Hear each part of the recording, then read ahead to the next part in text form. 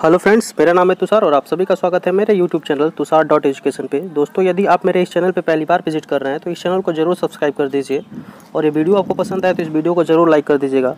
दोस्तों, आज की इस वीडियो में हम बात करने वाले हैं दीनदयाल उपाध्याय गोरखपुर विश्वविद्यालय में होने वाले LLB और BA LLB एंट्रेंस एग्जाम के बारे में।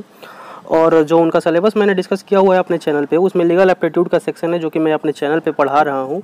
और उसी क्रम में ये अगली वीडियो है जिसमें आज हम बात करने वाले हैं लॉ ऑफ क्राइम्स के बारे में, यानी कि IPC के सेक्शन से आपसे जो इम्पोर्टेंट क्वेश्चन पूछे जा सकते हैं उसका पार्ट 1 मैं लेके आया हूँ। तो इस वीडियो में आपके एंट्रेंस एग्ज़ाम के लिए काफ़ी इम्पोर्टेंट क्वेश्चंस को डिस्कस किया गया है।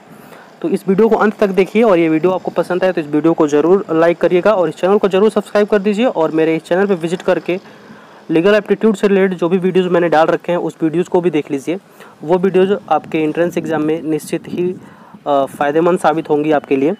तो आइए इस वीडियो में आगे बढ़ते हैं। तो आज की इस वीडियो में हम आपसे बात करने वाले हैं द इंडियन पेनल कोड 1860 या फिर भारतीय दंड संहिता 1860 के बारे में हम आज बात करेंगे आपसे। और इस सब्जेक्ट से, इस सेक्शन से जो भी इम्पोर्टेंट क्वेश्चन आपके लिए हो सकते हैं उस पर हम बात करेंगे इस वीडियो में। तो इस वीडियो को अंत तक देखिए और बने रहिए मेरे साथ। तो देखिए, सबसे पहला जो चीज़ हम डिस्कस करेंगे एक्ट नंबर 45 ऑफ 1860, यानी कि 1860 का ये एक्ट नंबर 45 था। जनरल चीज़ है, बस ये आपके जानने के लिए है।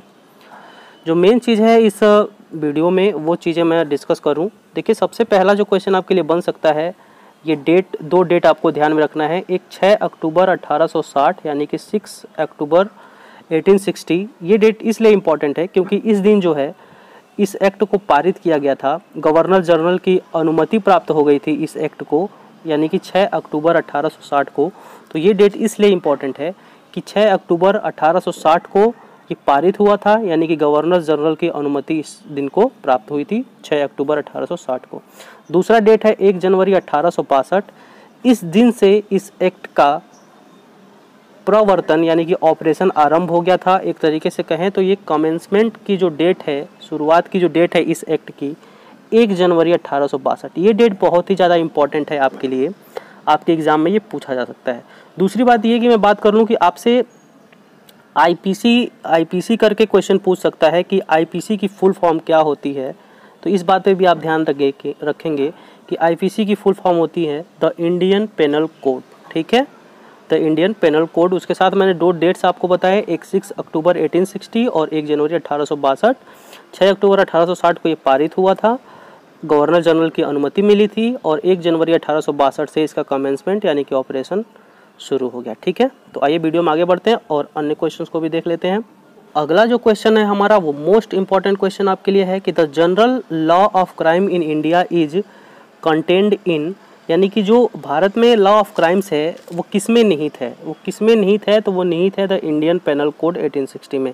मोस्ट इंपॉर्टेंट क्वेश्चंस मैं इस वीडियो में बता रहा हूँ। हर एक क्वेश्चन अपने आप में इंपॉर्टेंट है, तो पूरे क्वेश्चन को ध्यान से देखते चलिएगा, समझते चलिएगा। और कोई भी डाउट आपको आए तो उसको कमेंट बॉक्स में हमें लिख के बताएं, मैं उसको सॉल्व करने की पूरी कोशिश करूँगा। तो जितने भी क्वेश्चन है वो सारे इंपॉर्टेंट है, तो बने रहिए मेरे साथ वीडियो में लास्ट तक। देखिए, अगला जो क्वेश्चन रहेगा आपके लिए वो है who is associated with drafting of the Indian Penal Code. ये मोस्ट इंपॉर्टेंट क्वेश्चन है, इस वीडियो का मोस्ट इंपॉर्टेंट क्वेश्चन है आपके लिए। ये पिछली बार पूछा भी जा चुका है और इस बार भी पूरी उम्मीद है कि इस टॉपिक से सबसे इंपॉर्टेंट क्वेश्चन ये बनता है, तो आपसे ये पूछा जा सकता है who is associated with drafting of the Indian Penal Code, यानी कि जो इसका प्रारूप बना था इंडियन पेनल कोड का, उसके साथ कौन जुड़ा था। ठीक है, एसोसिएटेड मेंबर कौन था? तो वो थे लॉर्ड मैकाले, ये मेन मेंबर थे उस आयोग के। देखिए, यहाँ से एक क्वेश्चन और मैं आपके लिए बता दूं कि आपसे पूछा जा सकता है कि प्रथम विधि आयोग कब बना था। फर्स्ट लॉ कमीशन, जो कि इसी के हिस्ट्री से रिलेटेड है, इंडियन पेनल कोड के हिस्ट्री से रिलेटेड है, तो आपको ये चीज़ जानना चाहिए।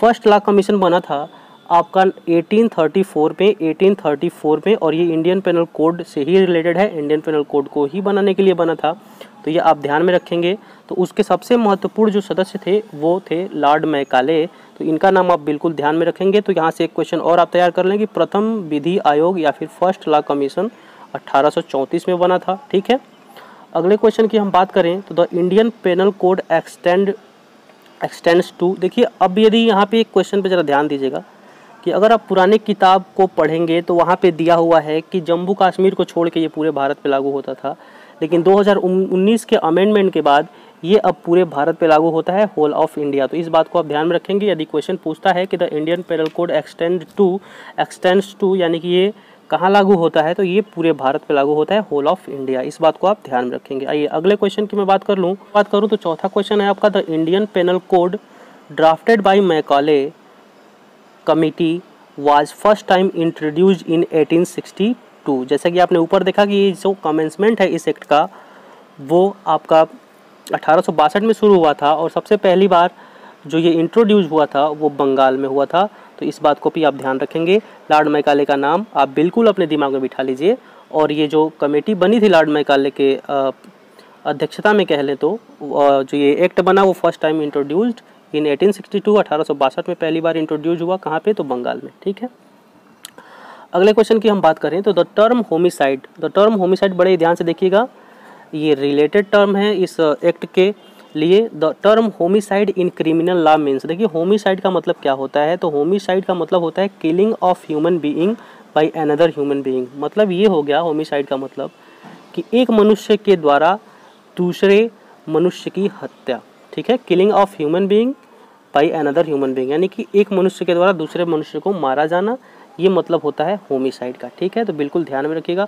और most relevant question, most relevant maxim, legal maxim मैं कह लूँ तो mens rea in criminal law is called as guilty mind. देखिए इसके बिना तो कोई क्राइम हो ही नहीं सकता, ये मेंस रिया लीगल मैगजिम है जो आप पढ़ेंगे जब इस कोर्स में एडमिशन ले लेंगे, चाहे वो LLB हो या फिर BA LLB हो, तो आपको पता चलेगा कि लीगल मैगजिम क्या होता है। अभी बस आप इतना समझ लीजिए कि मेंस रिया का मतलब होता है गिल्टी माइंड, यानी कि गिल्टी माइंड मतलब कि आप कोई भी काम करने जाते हैं, अगर वहाँ पे आपका गिल्टी माइंड नहीं है यानी कि मेंस रिया नहीं है, तो वो लॉ ऑफ क्राइम के अंदर क्राइम नहीं माना जाता है। तो मेंस रिया का मतलब है गिल्टी माइंड, यानी कि दोष कारित करने के लिए आपकी मन स्थिति होनी जरूरी है। तो आपको एक बात यहाँ पे जानना जरूरी है कि मेंस रिया का मतलब क्या होता है, गिल्टी माइंड। ठीक है, ये लीगल मैगजिम है, ऐसे बहुत सारे लीगल मैगजिम आपको पढ़ने को मिलेंगे। ठीक है, आइए अगला क्वेश्चन देखते हैं। मैंने आपको बोला कि जब आप इस कोर्स में एडमिशन लेंगे तो बहुत सारे लीगल मैगजीम्स आपको पढ़ने पड़ेंगे। उसी में से एक लीगल मैगजीम है एक्टस नॉन फैसिटरियम निसी मेंस रिया। ये भी IPC का यानी कि क्रिमिनल लॉ का मोस्ट इंपॉर्टेंट बहुत ही रिलेवेंट मैगजीम है, एक्टस नॉन फैसिटरियम निसी मेंस रिया। तो इसका ये प्रिंसिपल ऑफ, ये किस is a fundamental principle of, मूल सिद्धांत है किसका, तो क्रिमिनल लाइबिलिटी का ये मूल सिद्धांत है। ये भी लीगल मैगजीम है, तो याद रखिएगा एक्टस नॉन फैसिटरियम निसी मेंसिट रिया। ठीक है, तो चलिए 7 क्वेश्चन आपके हो गए और सातों के साथ मोस्ट इंपॉर्टेंट क्वेश्चन है। इस वीडियो में बताए गए सारे क्वेश्चन आपके लिए इंपॉर्टेंट है।